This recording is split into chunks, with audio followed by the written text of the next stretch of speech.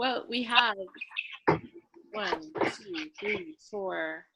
We have all 4 workshop writers here. So we can do, let's aim for 15-minute critiques that are inevitably going to go probably about 5 minutes long per. And so I'm happy to see everyone, and if you have any questions or anything, problems we need to address before we start, we can, or we can just jump right in. Anything we need to talk about first? One thing I wanted to mention was that for some strange reason, I don't think my prompts are going out at 3 a.m. anymore. Are you getting them at odd times? Yes. I noticed that. Yeah. Okay. I have to talk to Teresa about that. I'm not sure what's going on. Because they're timed to go out at 3 a.m. Eastern time, so that you can't be troubled by them until you wake up. But I'm sorry about that, and we'll resolve it for our final week. Bruna, what is your time difference? What time are you? It's 9:30 now. Okay, so we're all pretty much together. All right, great. Well, why don't we start with Honey, since Honey, you said you have to rearrange, and just in case you have to jump out, we'll start with you. And I'm just going to pull, I had set that one aside, so I'm going to just get it together.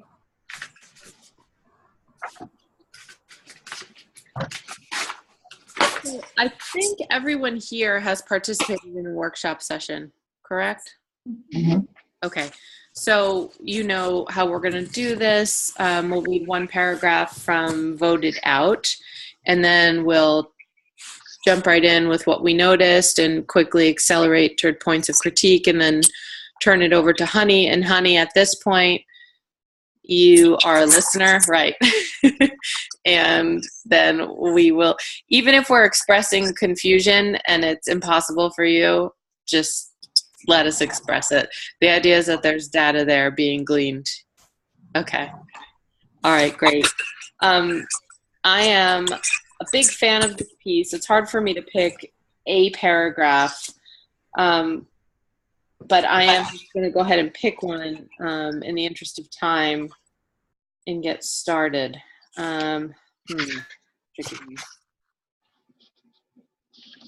Okay. I'm going to read from, I know you guys aren't necessarily looking at PDFs, but it's about midway through the essay, and the paragraph starts, "We moved to a house in the woods." We moved to a house in the woods. Isolation. I'll start again. We moved to a house in the woods. Isolation was comfort for Matthew. "Mommy, I will be back soon," he'd call, dashing out of the door, smiling and waving, ready to explore the woods. Years later, he told me he'd imagined dragons playing in the stream and would build traps for their babies from sticks. He memorized trails, hiked up and down hillsides, and gave me frights when he'd forget to come home before dark. I remember countless times screaming, "Matthew," carrying his baby brother up and down hills, tripping over fallen branches, flashlight in hand, and the relief of seeing him saunter towards me, hands filled with special pine cones or smooth stones rescued from the stream that held magical powers. "What could you be thinking? Don't you know the rules? Do you know how worried I was?" I'd growl. He stood still, staring at me without contrition. "Your feelings are upside down," I'd say throughout his childhood and early adolescence. "You laugh when your brother falls down, and you cry when he does something silly."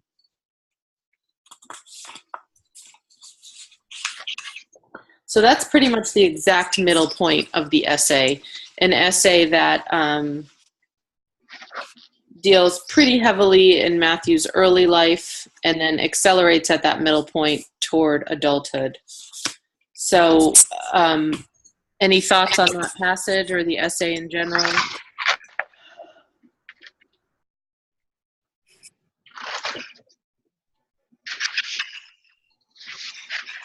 I was just very moved by the whole essay, and it was so powerful in so many places, and there was such Oh, I mean, the beginning just grabbed me right away, and the cruelty of the events throughout.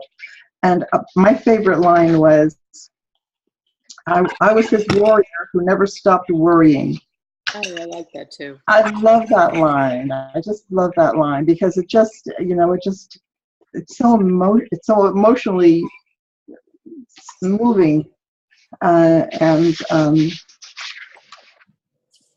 mean, the whole thing is so powerful. It's like you're reading along and then boom, and then you're reading along and then boom again. And then it's just the dialogue, the use of dialogue and with the way she dramatizes everything.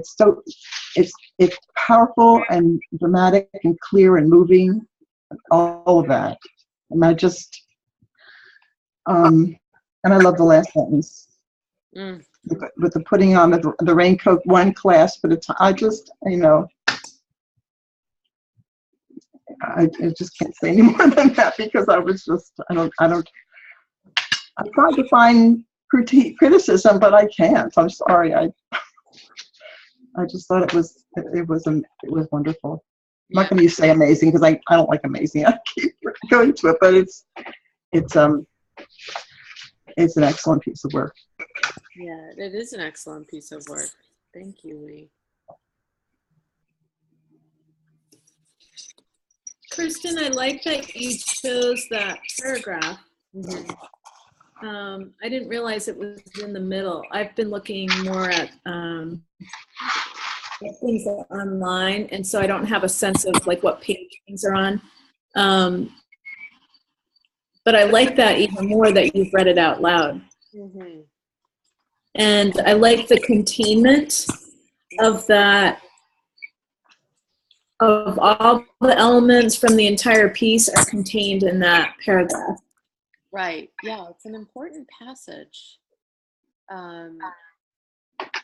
would love to hear people's responses to the last two lines of that particular paragraph. When the speaker says to Matthew, your feelings are upside down, I'd say throughout his childhood and early adolescence. You laugh when your brother falls down and you cry when he does something silly. And in my notes to Honey, I kind of scribbled on the side that I thought it was a really interesting moment and an important moment, but I couldn't yet read the tone. In other words, I couldn't tell if the speaker was articulating mainly out of exasperation and frustration or a point of explication, and maybe a little of all of those things. But I did think it could be, the emotional territory there could be clarified or contextualized with a bit more clarity. And so now I've just led with my own opinion, but I wonder what everyone else thinks. I just think it's a very important moment in terms of what comes after that too, all the things that tumble out after that. You broke up just a bit when you were saying you weren't, the way that I heard it was you weren't sure of the tone. Is that what you said?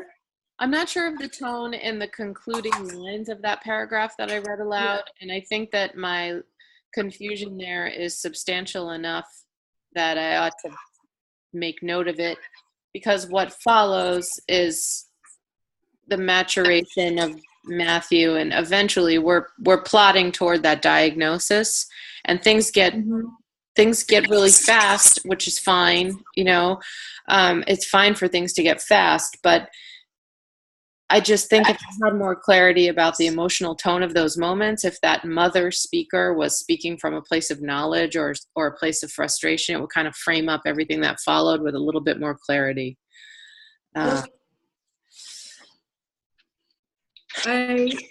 can see that. Yeah. I think in my comments earlier in the piece, there were a couple of moments where a bit more about the emotion of the mother could be revealed. And maybe that's true of those of that line as well. Mm. Actually, not so much of it's. It seems like there's a frustration there in that dialogue at the end, Mm-hmm. and it's not always clear throughout the piece. Trying to think of what the word is. I had such a strong impression in the first half Right. of the mother being comfortable, protective, and there's less of a transition into the frustration and less visibility into the frustration part. And it's not that it isn't valid, it's just less visibility and less of a segue to it. Right. Does that make sense? Does that resonate? It makes sense to me. I see this essay as a two-part essay, and the passage that I read as the bridge that carries you over into a very important second part where that kind of that narrative intimacy it recedes a little bit. It's harder to get there. It makes sense when you think about it because the boy is maturing. He's having experiences, that very kind of intimate access that a mother has to a young child is lost. But maybe that's a useful angle of approach, honey, when thinking about how to mirror or match the intimacy of the first half is to maybe talk a little bit about no longer seeing everything. You gesture toward it with a lot of speed at the end when Matthew stops going to class at Dartmouth. And I already noted this in my written comments, but I don't think there's an implicit binding contract that the whole thing has to, operate on the same plane in terms of pace and tone and style. I don't see any advantage to speeding up there.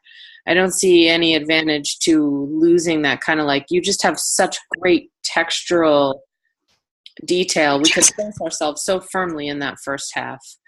But maybe the fuzziness of the second half is more symptomatic of the fact that the speaker's role as a witness is so different. There's so much distance there. I think a lot more time is being compressed into the second half. Mm-hmm. That's why it seems speeded up, even though the language isn't. The language and the pace doesn't really change, but things are more compressed. Right. And there's a little bit more of an analytical feel to it because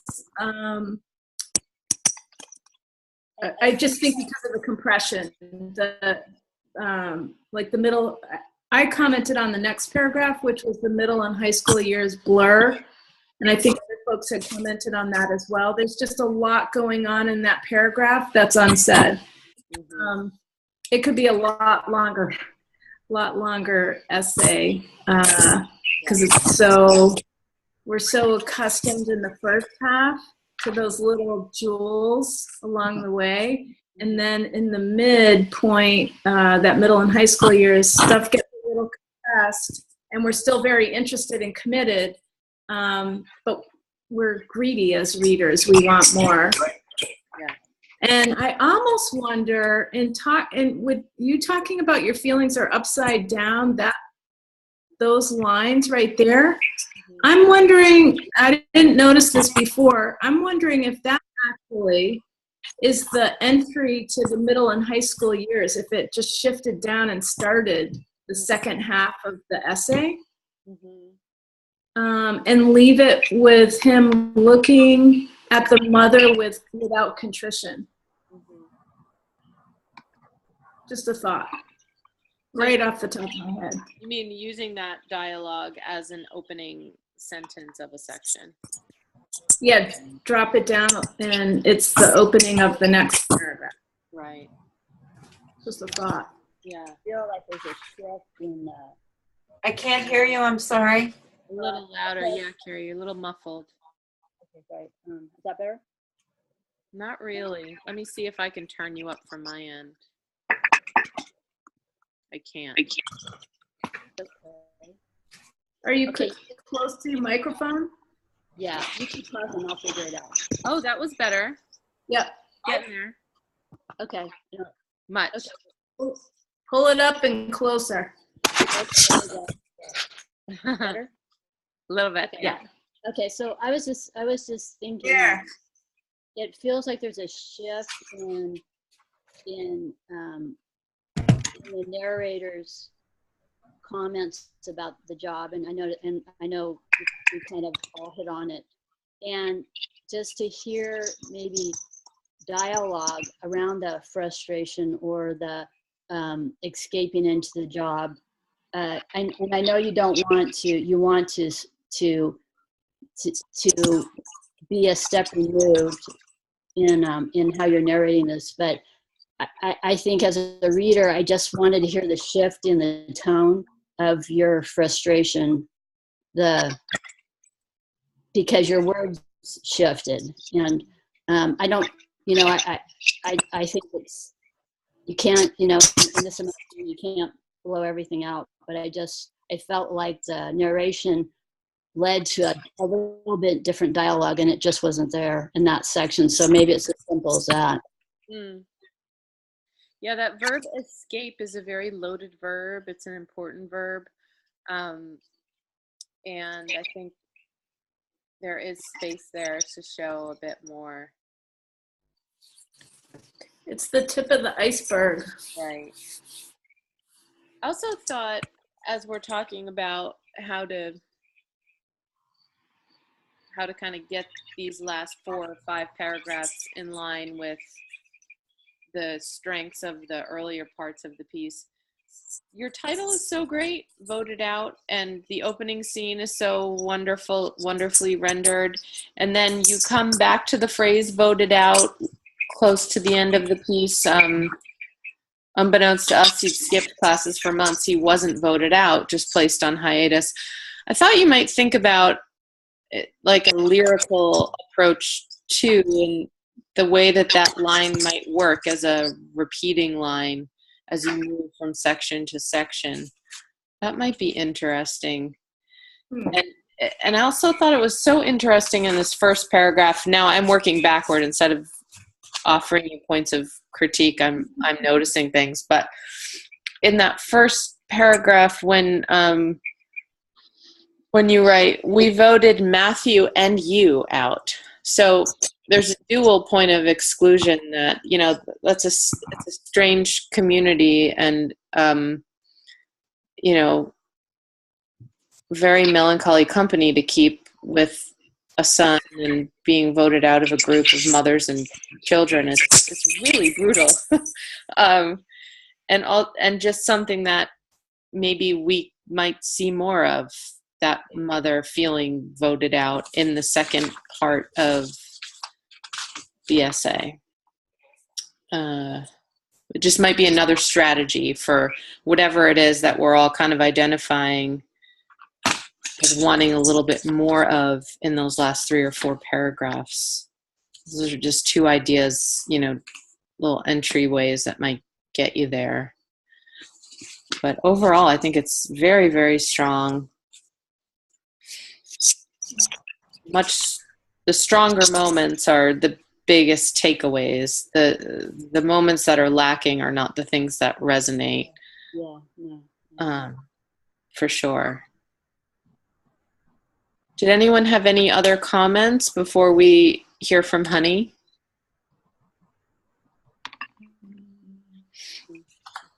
Really nicely done.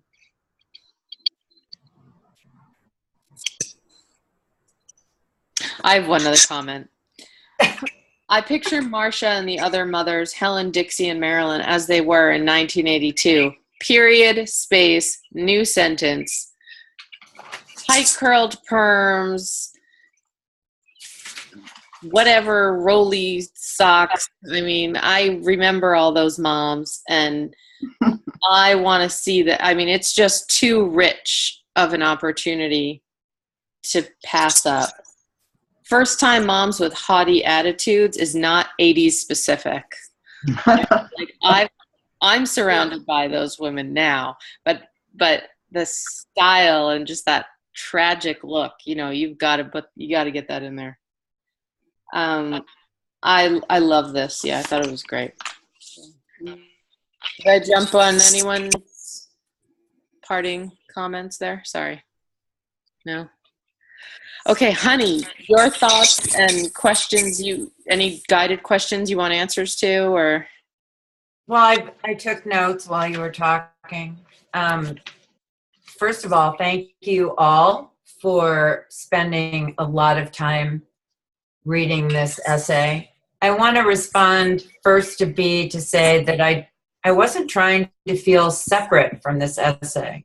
What I meant in any response that I gave was that I really understand writing from a rage place and a place of anger, and that's not the kind of writing that is successful writing, and is not something that I want to be doing.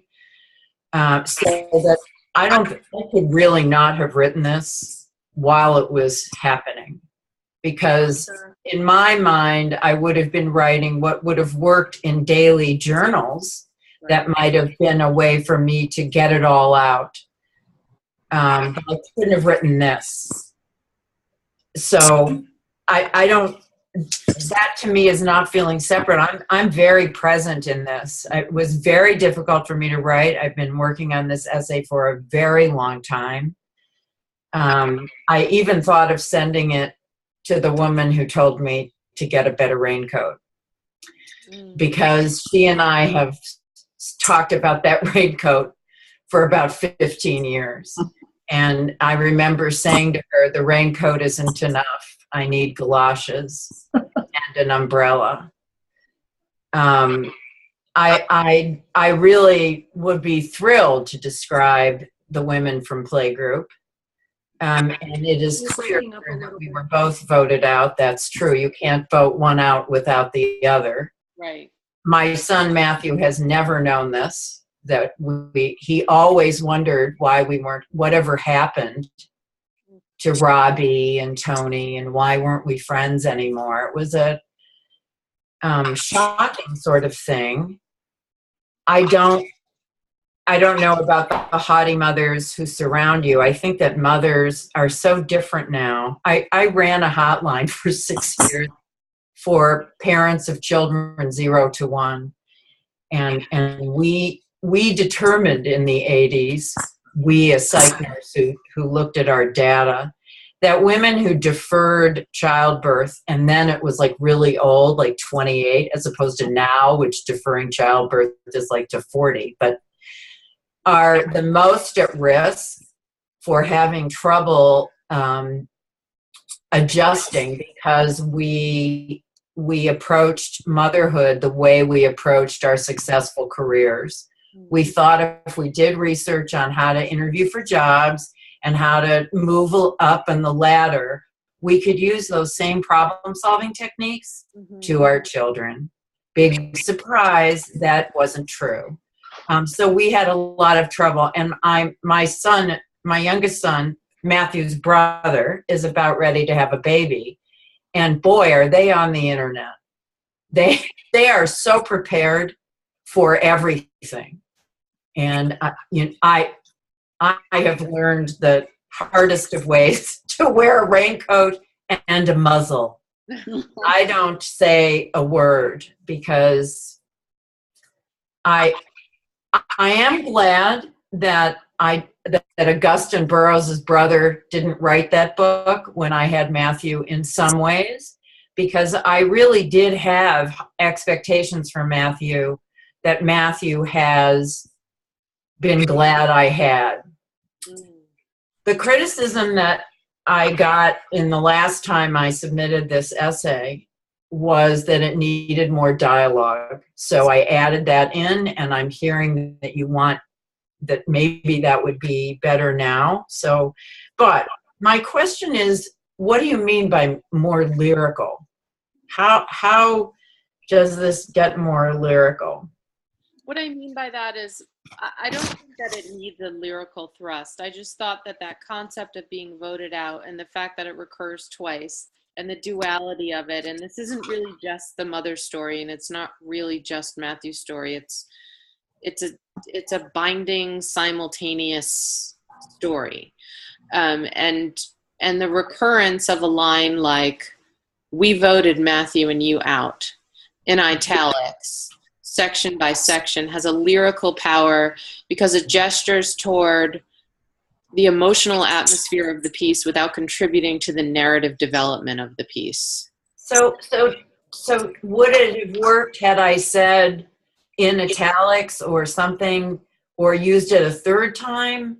You know, this time he wasn't voted out, he was put on, or should I not have said that?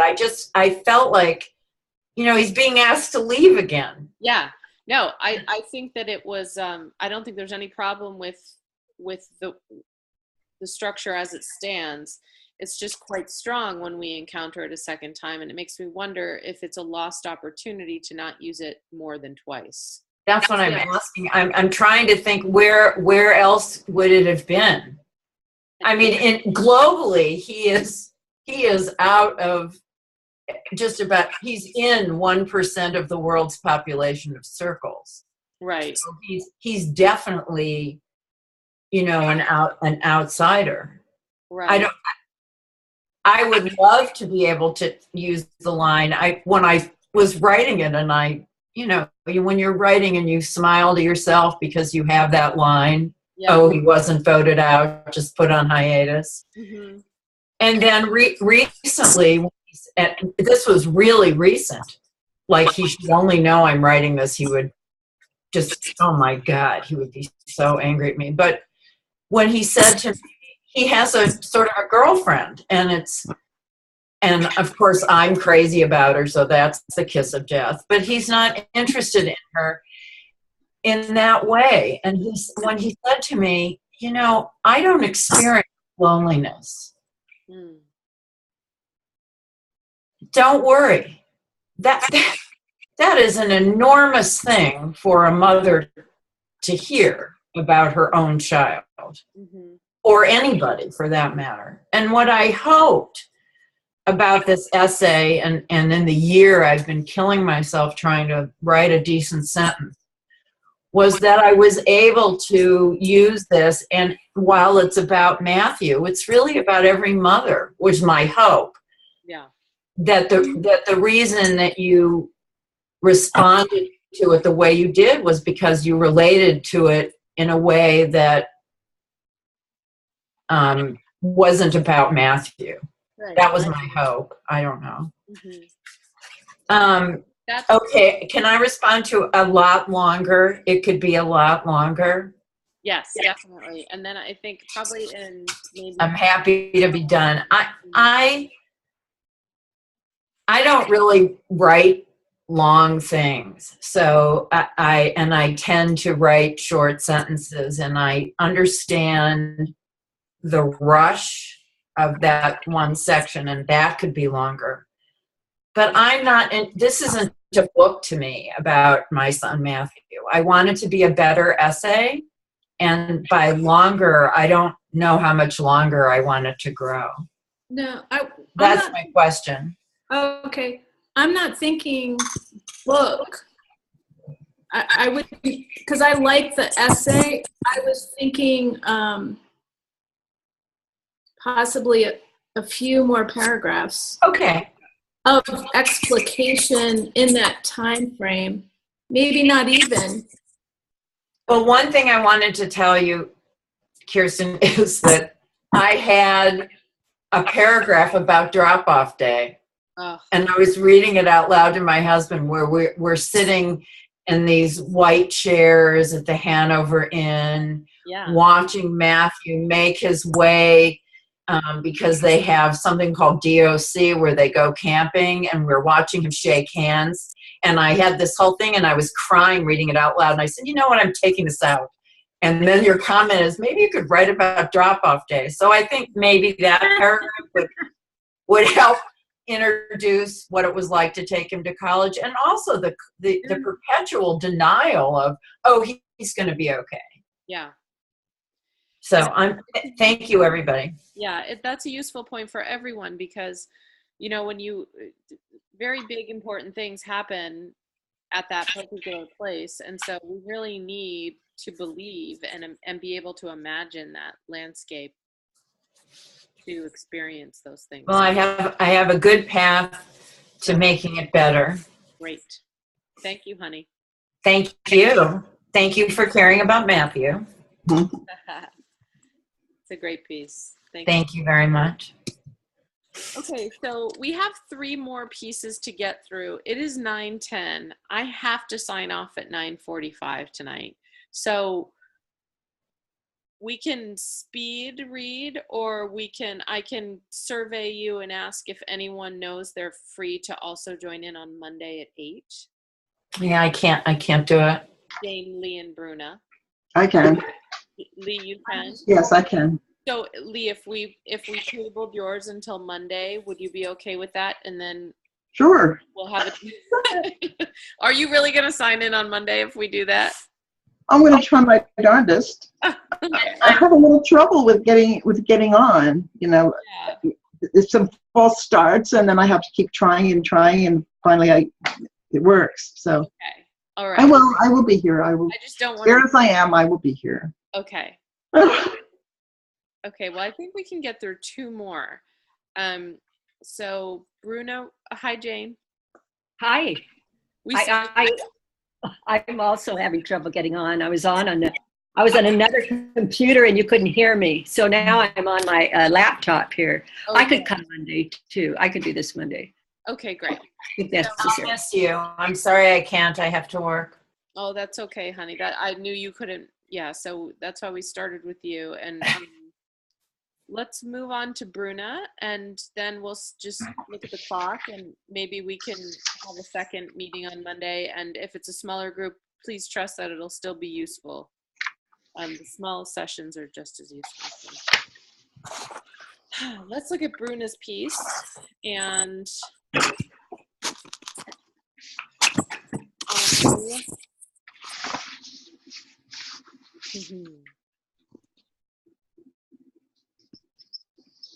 Bruna, I think of you as our resident writer of love stories. Okay. All right. Is there a passage anyone would like to read aloud, or shall I just pick one? Go for it. Go ahead. So this is a tricky thing because there's an entirely new second section to this story, which is interesting. And not much for bridging, but I think for that reason, since most of us have seen passages from the first half of the story in previous iterations, I will read from the second section. And I'm just going to go for romance here. Okay. What a beautiful woman. Her eyes were a deep ocean, not green, not blue. They were the perfect blend between the 2 colors. Her brown hair was tied up, and she had the strongest eyebrows that Don had ever seen. Her lips were red, and her teeth were incredible white. On her chin, a charming birthmark. He couldn't avoid staring at her. Why don't you take me out for a coffee so we can discuss it? She smiled. I'm sure this is the best solution. He was blushing. Great, you know where I work. I hope you work here. Otherwise, I would have to call the security.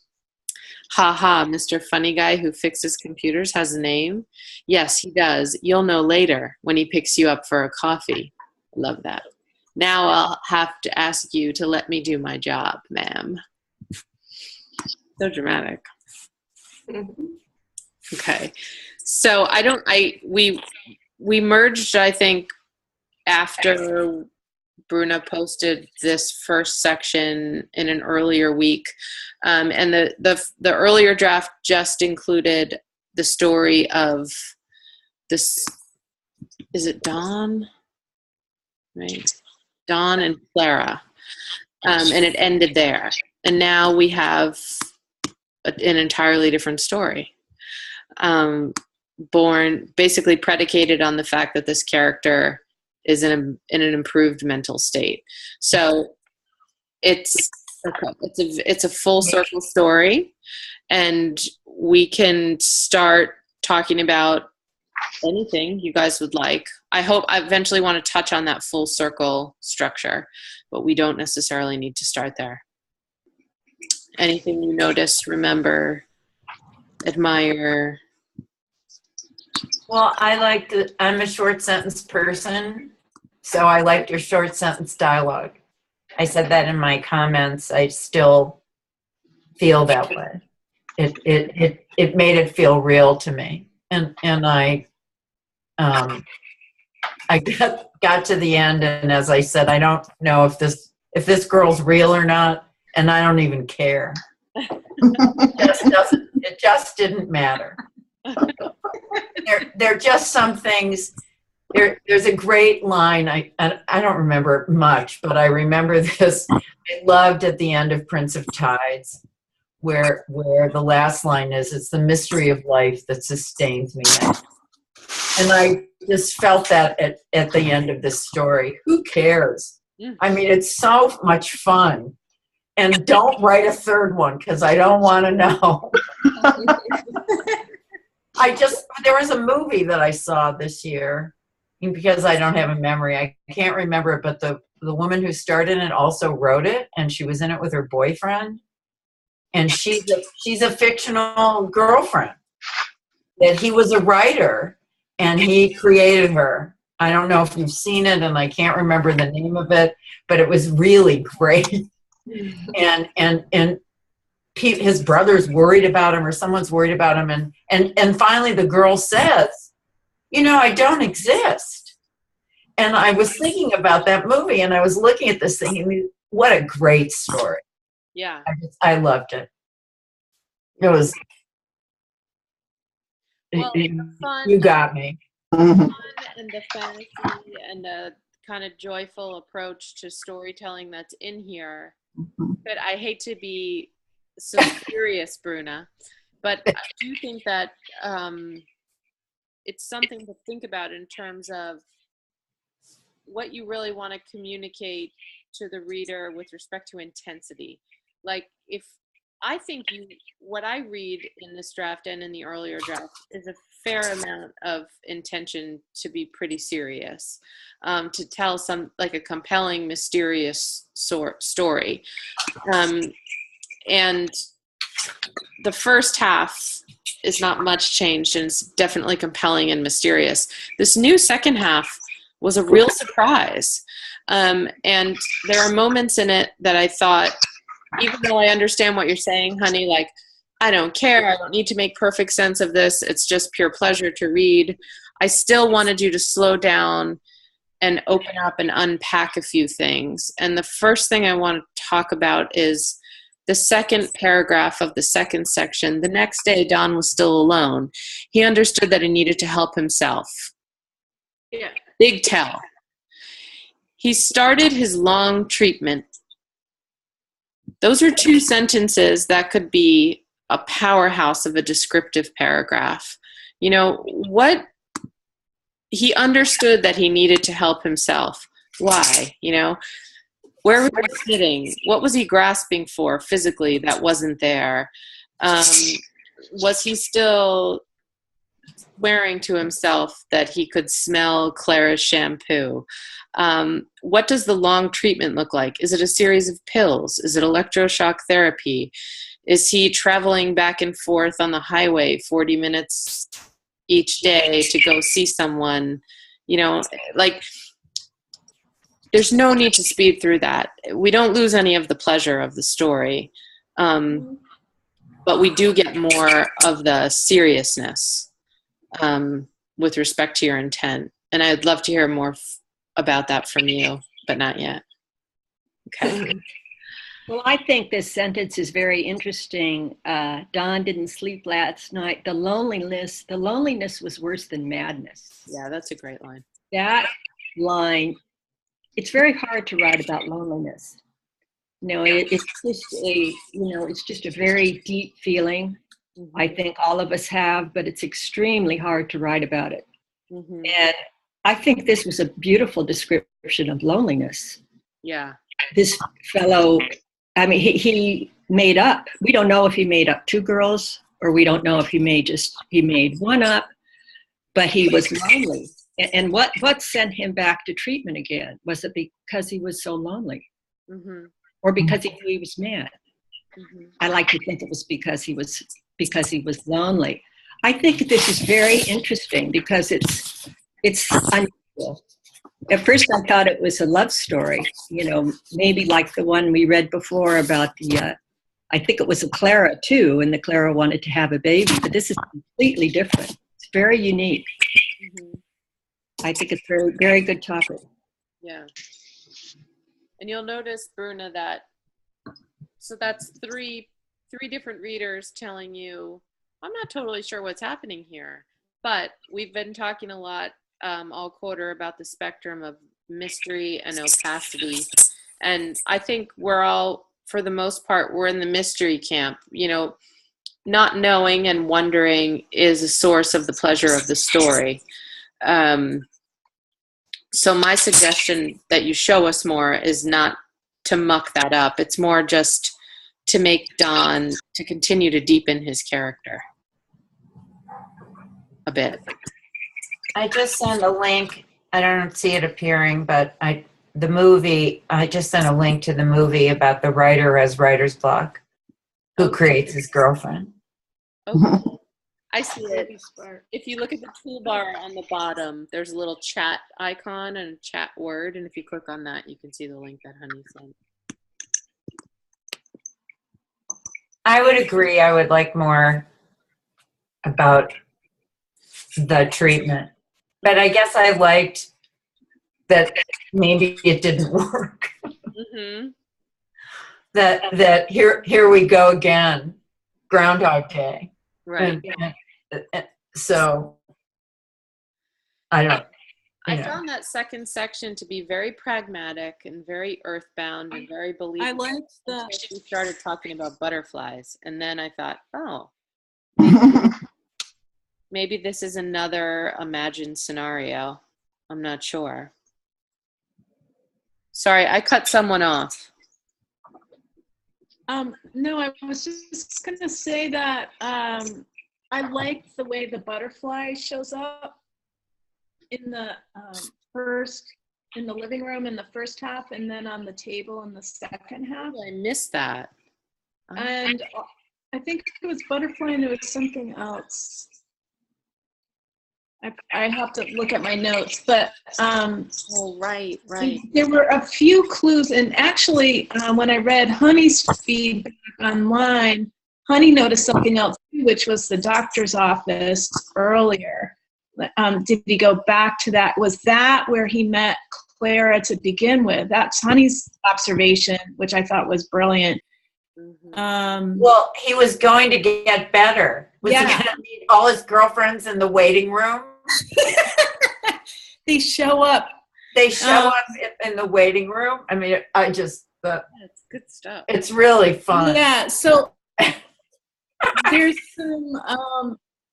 some clues there that either deepen the mystery or explicate the mystery, and I like the fact that I'm not quite sure which, and maybe I would focus on developing around those clues a little bit more.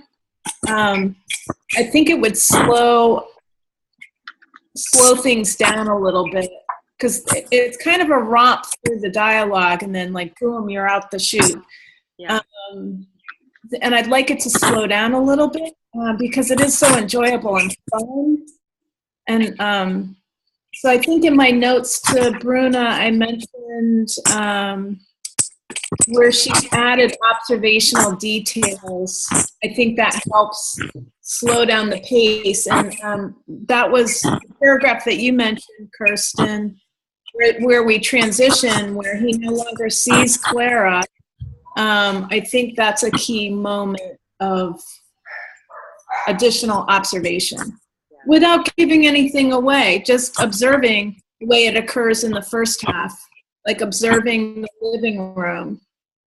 observing. It reminds me of the game Myst, the old game Myst, where you would just walk into a situation and you would observe the room and observe the details in the room. And some of the details in the room would be a clue, and others would not be a clue. And so that it reminds me, Bruna's piece of that game where you walk into the room and some of the things are clues, some of them aren't. And if they strengthen as they go through the piece, then it becomes more of a puzzle. Yeah.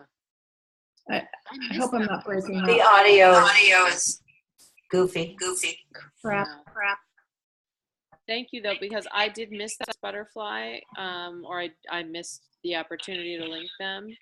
So that's useful data for you too, Bruna, to know that I'm kind of living proof that that's a great recommendation, because if you could amplify the function of the clues a little bit, then make it harder to miss. That would probably be great. And I love the metaphor of the fixer too, you know, that he's a technician fixing computers. The rain is another motif too. Oh, the rain, yeah. Mm-hmm. I so love this. And they're both beautiful. I mean, if he's making up a girl. Right. And the color white. His shirt is off-white and the teeth are bright white. Well, and the colors of her eyes sort of sound like a Hallmark card. Yeah. If I'm going to make up a girl, I want her to have, you know, eyes I could jump into like an ocean. You know, it's just on the fringe of cheesy pretend or new love that suddenly the ocean dries up later on. I don't know, but but I do agree. I would like to know what his treatment is, and I'd put him in electroshock therapy. It'll just make it even more fabulous. It'll be like one flew over the cuckoo's nest, hysterical. I would even imagine him with the thing in his mouth. And not that it's funny, but it would add a whole little dimension to. And then he shows up as a computer. He's a tech. I mean, that's what. Right, he fixes things. I fix things. That whole metaphor of things being broken and needing to be repaired is important to the story. I love this moment. A small company in the city was in trouble. It's like a postmodern fable, you know? And I think that's more concrete proof of the pleasure of the work. And those are lucky for you, Bruna, you know, that's pleasure, because sometimes that's a problem. But for some reason in this piece, we're all pretty convicted. We're all kind of won over by this tone. And now that just hearing everyone talk a bit more, I think now I'm starting to realize that the second version of the story is in fact maybe a second fantasy. We may have just discovered the cure. What? Yeah. Oh, yeah, that's another one. You know how it works. Yeah. So many tests before. I really think this is the one. Yeah. Cure for. Yeah. Big question mark. There's lots to play. And did they meet at, I meant when I said, did they meet in the dentist's office or did they meet in the therapist's office? Right. And then at the end, she looked him in the eyes and asked, "Do you know what the difference between me and this butterfly is?" Oh. Like something, Mhm. you know, it's like a medical assessment. And so Bruno, this is probably starting to become tedious for you, but it's really fun. But what you're going to be navigating, you're navigating the balance between having your reader stop and pause and go up and read backward, you know, as if you're watching a film and you're rewinding it to see if there is you don't want that to be the ruling principle for how somebody proceeds through the story, because then you lose all your momentum. You know, if it's like stop, back, repeat. If you can figure out a way to maintain all the pleasure of tone and style, but I think probably B, you have given her great advice with respect to really making those clues more muscular. That would help. That would help the progression a little bit. Does anyone have any other comments before we turn it over to Bruna? I was just because I have a psychology background, I was looking at the help, he had to help himself, and he started his long treatment. And instead of thinking of electroshock therapy, I'm thinking medication. Yes. And he takes medication and he goes off the medication, as people often do. And I was thinking schizophrenia because of the hallucinations and the voices. But it didn't work. Really, it really doesn't work. And I let it go because it's a fantasy. Right. It's surreal, and I read it, and then I read it again, and then I read it again because it was so, I kept finding new things in it, pleasurable things in it, as I reread it. It's just great fun. And I love the two of them have an argument about the rain and the computers. So I said, oh, they're arguing. Maybe this is a real couple, and they're arguing, having an argument about, yes, it is. No, it isn't the rain. And then at the end, who knows? I don't know. It's wonderful. It's fun. It's great. Yeah. Yeah, I think if we're talking proportions, you're largely more successful than unsuccessful in terms of creating a satisfactory contract with the reader that they're destabilized and not sure, but it's fun. But I would encourage you to think about how to make it. You don't want the whole piece to read like a puzzle. You want it to live organically more so. But anyway, Bruna. Thank you, Bruna. First of all, thank you so much. You really encouraged me. And about his treatment, it's fun because, to be honest, I don't know what is wrong with Don. I don't know. I only know that he holds on to something. And what inspired me is fun because I usually talk a lot with my mom about this. And what inspired me was that we talk about the relationships from this era of technology and Facebook and Instagram and how people use it, how people use social media to not like an extension from their lives, but as a second life.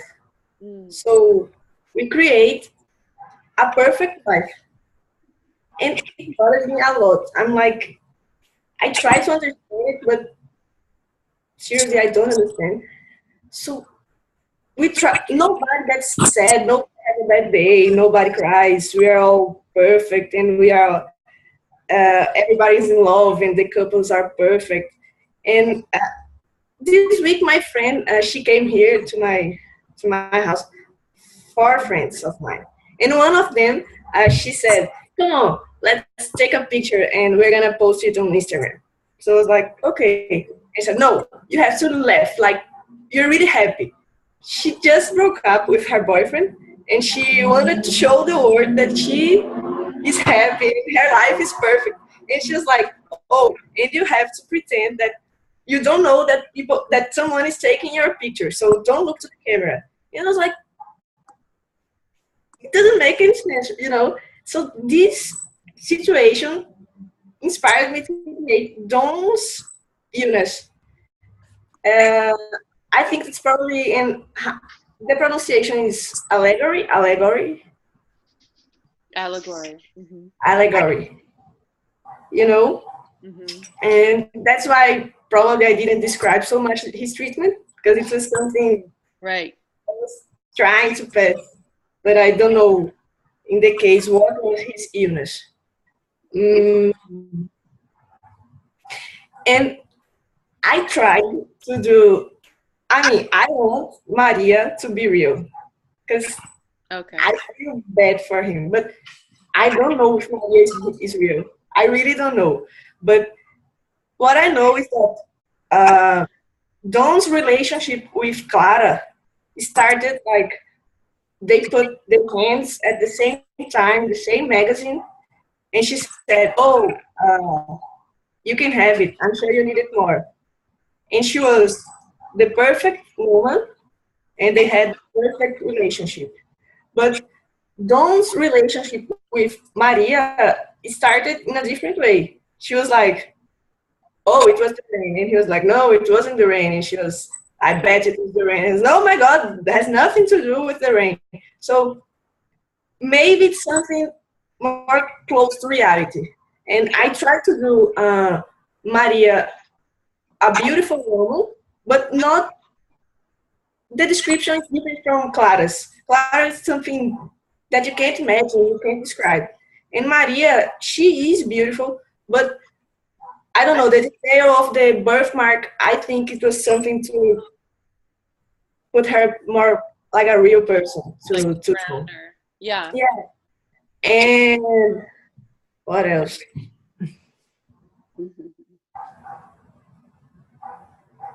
You have to remind me. I think it's very comprehensive description, and it's nice to know what your intentions were with respect to that second section. And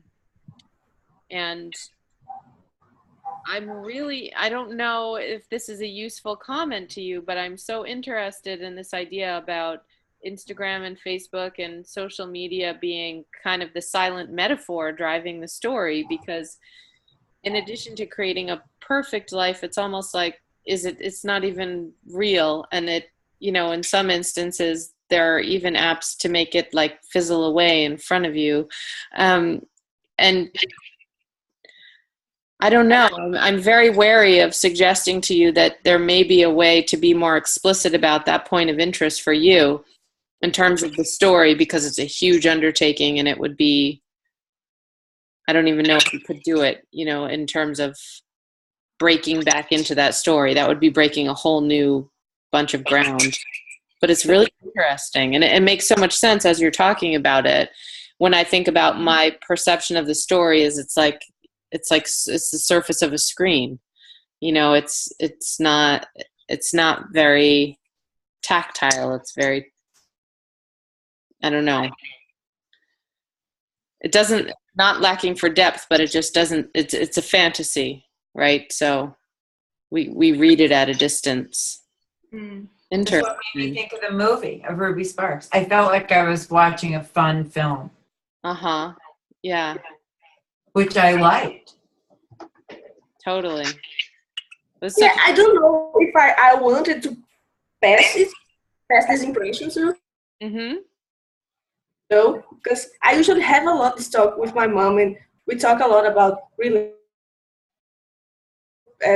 my friends, people from college and everything, and it bothers me so much that inspired me to write it. But I don't know if it was about this, Right. Well, it might not be explicitly about it, but it's a really interesting peek inside, your literary motivations, your intellectual motivations, and what interests you. And I guess I would just tell you that your description of that was really, really interesting. So even if it's not this story, maybe it's the next story, or maybe it's a nonfiction essay, especially someone your age writing really keenly and directly into the strange confusion of all those possibilities for creating a life. It could be interesting. Yeah. So thank you for letting us on the inside, the creative mind. Now I will. About the butterfly. She appears in the beginning, and it's funny because I told you that I want Maria to be real, but the clue about the butterfly, it's like, whoa, it can be something from Don's mind, like his apartment, his house had a picture of a butterfly, and then the butterfly comes again with a new woman, and I'm like, oh my God, again. But it can also just be like an image that's very foreboding that reminds us that, you know, whether, okay, so the second woman is in fact intended to be real, but that doesn't mean that he's free of all of the complications of mental illness that will kind of follow him, you know, as he tries to pursue a real woman instead of an imaginary one. You know, it's always there. But thank you. Thanks, Bruna. That was fun. Thank you, Bruna. Thanks, Thank Bruna. Thank you. Now watch Ruby Sparks. Yeah. So thanks, guys, for joining in. And I hope it's okay that we'll meet again, Lee and Jane. You guys put so much work into the work. I don't want to speed through the conversations about it. So Monday at 8? Yep. Does that work? Is 8:30 better? It's all fine for me. Well, we're on the West Coast, both of us, I think. So maybe it's later better? No, it's fine with me. 5? It's fine. 5. Yeah. Yeah. 5. 5 Mhm. o'clock. That Okay. would be good. That works fine. Great. I'll send out a reminder and we'll try to catch as many people as we can to join in. Bye, everyone. Sorry I won't see you Monday. Okay. Bye-bye. Bye-bye. Goodbye, Bruna. Goodbye, Bea. Goodbye, Carrie. Bye, all. Thank you so much. I'll see you Monday. Okay. Bye.